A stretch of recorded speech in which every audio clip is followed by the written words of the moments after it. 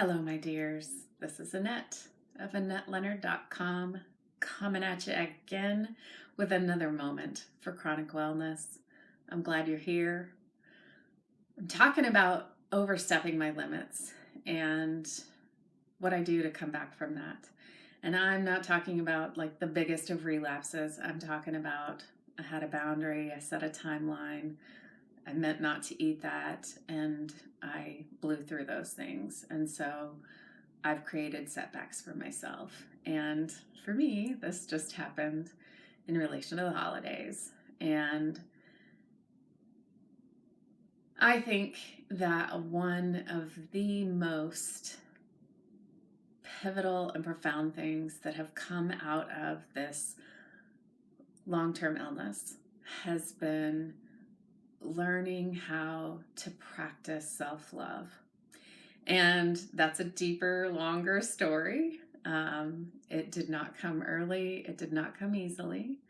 And now it is like a jewel inside my breast. You know, it reminds me of those candles or representations in art that you see of the Virgin Mary with the Sacred Heart, where it's just like the beaming heart center. That is the best representation that I have of what self-love feels like. Just a radiant central core.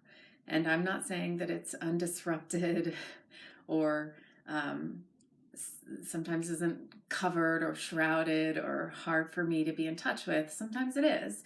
And it is still there and is still the point that I return to. And so one of the things that I am careful to do when I realize that I've made mistakes, whether they are with myself or with someone else, is to turn to the practice of self-compassion. And how do I speak to myself kindly in these moments? Because the reality is no amount of my recovery is going to be aided by me heaping shitty things on myself, by me being self-critical, by me speaking to myself with hatred or disdain or ugliness. And that does not mean that I can't be critical or reflective, that I can't see where I messed up and make decisions about how to course correct. But it does mean that when the worst of the critic starts yammering at me, I can be like, okay, I hear you. Thanks for your voice. Shut it down. Like, if I wouldn't say it to my best friend or to my niece, why would I say it to myself? Why would I treat myself without the same love, kindness, compassion, and respect that I would treat someone else? We do it all the time. And yet I don't think that it serves me. And certainly when I'm already face in the mud from having tripped up in some way, I don't think it helps me regroup, recoup, recover, get the mud off my face, get back on the right path and righted so that I can see how I would make different decisions or handle it the next time and proceed with my life.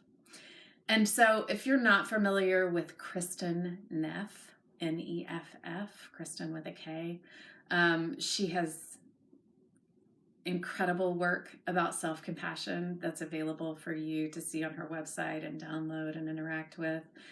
She's written several books, but there's lots out there and there's lots to find to see what works for you. But practicing self-love in the midst of seeing where I've fouled it up is a big part of how I come back from things I would do differently. How about you? Does your love and compassion extend to yourself? I hope so. Sound off. Let me know what your thoughts are. Feed me your questions and what you're doing to recover if you didn't hold all your boundaries perfectly at the holidays, or if you did, tell me that. Brag on yourself. I would love that too. All right. Thanks for being here. Subscribe. And until we're together again, be well.